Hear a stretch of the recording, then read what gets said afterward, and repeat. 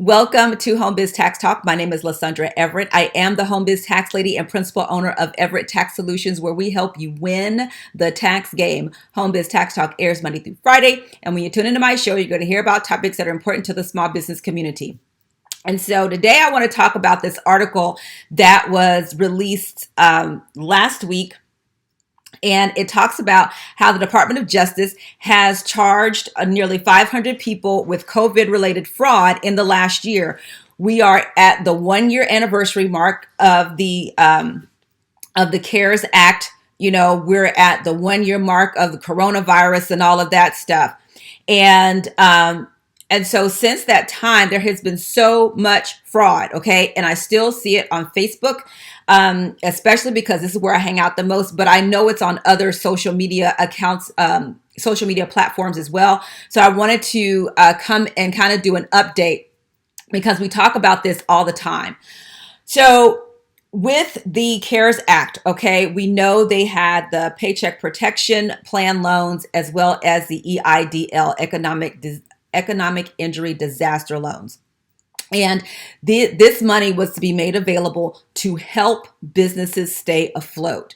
The first round of PPP, that initial round, that did not go well at all, right? Because with the way that the law was written, a lot of large corporations who actually met the requirements as the law was written scooped up all the money, okay? At least a good 90% of the money. And so there were a lot of people that, you know, were left out, that did not get funding, that you really, you know, they were eligible for funding, but because these large corporations came in and scooped up all the money, then that left the little guy with nothing, okay? And so then there was the whole social media, you know, these companies got dragged, and, you know, a lot of those large corporations gave the money back, which made the money available for then the smaller, you know, mom and pop type businesses, which is what this money was really designed to do, is to help the smaller businesses that don't have that large corporate backing that, you know, like the chain restaurants do, right? That was the intent. But, you know, hey, intent is one thing, execution is another. But one of the things that happened too is the onslaught of fraud, okay? And this is not the first time. When we had back at 9/11, 2001, there was the same type of thing that happened where the government made this money available for struggling businesses and everything. And their fraud happened then too. And so with this round, with all of this money, the DOJ said, hey, we're going to form a task force specifically designed to go after this fraudulent stuff, because they already knew what was going to happen. I don't know why y'all thought the government was going to be that dumb, but whatever. So, you know, so they released this article, you know, saying that they've charged almost 500 people. Is that all the fraud? No, it is not. But there's no statute of limitations on fraud. So just because you haven't gotten caught now doesn't mean you won't get caught later, okay? And that's why I'm here talking about this, because you see the post running around on social media, you know, get up to $20,000, you know, of a forgivable loan, and everybody qualifies. That is an everybody lie. Everybody does not qualify for a PPP loan. Okay, there are specific guidelines that go with PPP. You can go look those up.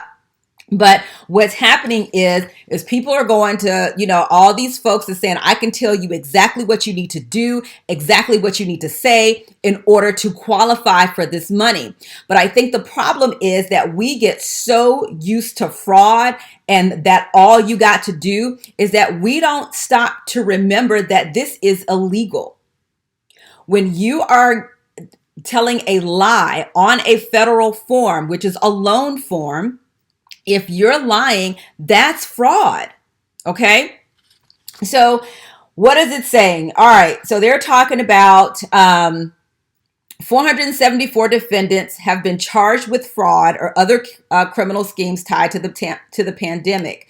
The grand total that of the cases that are charged is $569 million.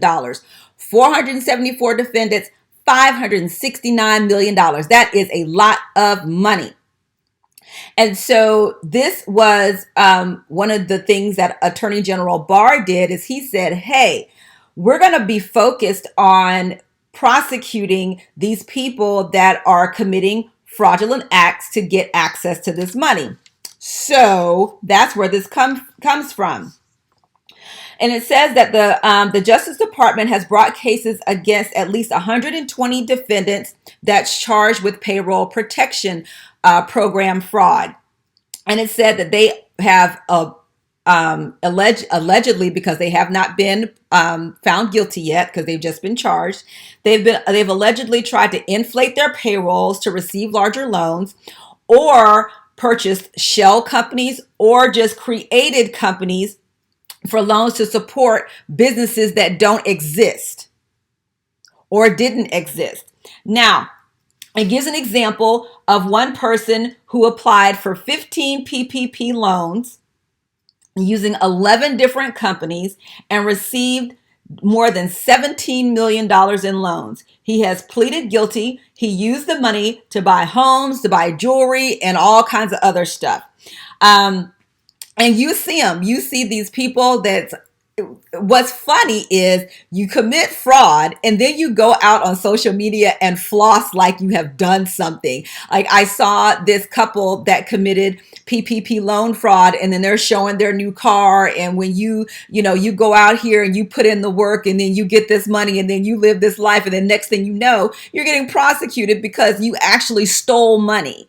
So when you're lying on these forms to get money, you are stealing government money. The government does not play like that. And even when these loans first came about, Secretary Mnuchin said that if you got a loan for $2 million or more, you were going to be audited. Okay. You just were. Those were his exact words. People still did not believe that. Either that or they didn't get the message. So there are plenty of these people that got $2 million or more that are getting audited, but that's where they start. It's not where they stay. And I think you're going to see an exponential amount of prosecutions, because now that we're going to file these taxes, they're going to be looking for those matching employment tax returns, those 941s. They're going to be looking for those matching Schedule Cs. Are you really, really operating? Right? This is why you have to provide the documentation that shows you were in business. Now, if you falsify documentation, that's just taking it a whole step worse. Now, for economic injury disaster loans, the department has seized $580 million in proceeds from fraudulent loan applications. Okay. I told you all, the EIDL, this money is not something where you borrow it and then, if I get caught, I'll just pay it back. No, it has specific uses. And if you did not qualify, again, that's fraud. And that's what people have been doing. Like, I'm going to go get this money. I'm going to go and, I heard, I had one person call me that said, hey, I saw this person get this money and they went and put a down payment on a house. And I want to do the same thing. I was like, no, that is not what this loan is designed to do. It is not designed for you to go boss up your personal life. It's designed to help you grow your business. Okay. And then they're talking about the unemployment fraud. Holy cow, unemployment fraud has been off the chain. There are so many people that are that have gone to file their taxes, and they're getting these 1099 Gs in the mail for some unemployment that they have never collected. And so now these people have to go through this whole process of proving, hey, I really did not get this money. Like, it's fraud. And so people are getting prosecuted for unemployment fraud. So there's all kinds of schemes that are floating around, talking about, we're just going to help you get this money. It is okay to get help to get money that you qualify for. It is completely okay to do that. But when you are lying on federal forms just so you can get money, it's wrong. I don't care what you think you deserve. Do you qualify or not? If you don't qualify, it is what it is. But people are out here trying to create businesses that didn't exist, all to access money. And because it's cheap money. Like, I'm not going to lie to you. The rates for PPP and EIDL, you probably will not find any cheaper money ever. However, you have to qualify for that money. So when somebody's telling you, listen, you can qualify this, all you got to do, okay, make sure you pay attention to the rules.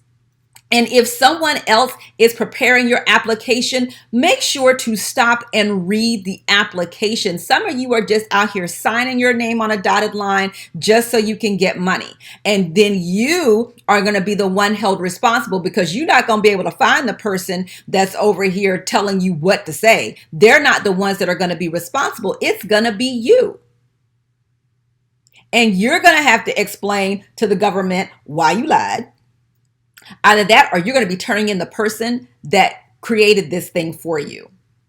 Okay? Because there is jail time. There is jail time that's possible for lying about this money. And I cannot stress this enough. I know, especially, I get comments from people who are just saying, oh my gosh, she's just trying to hate on people, trying to scare people. I get that all the time. But let me say it like this. I'm here to tell you, your blood is no longer on my hands. You have now been educated to know that lying to get this money is wrong. So if you choose to do that from this point on, do you? Don't say you didn't know. Okay? So I really hope this helps you out. Definitely gives you something to chew on, especially if you are thinking about just telling that little white lie on this form so you can get money. Don't do it. It's not worth your freedom. Like I said, I like orange, but orange is not the new black for me. Okay. So thank you guys so much for tuning into Home Biz Tax Talk. Again, we air Monday through Friday, and you can come right here to get your questions answered about your home business taxes. All right. Have a great day, and I will see you all next time. Bye.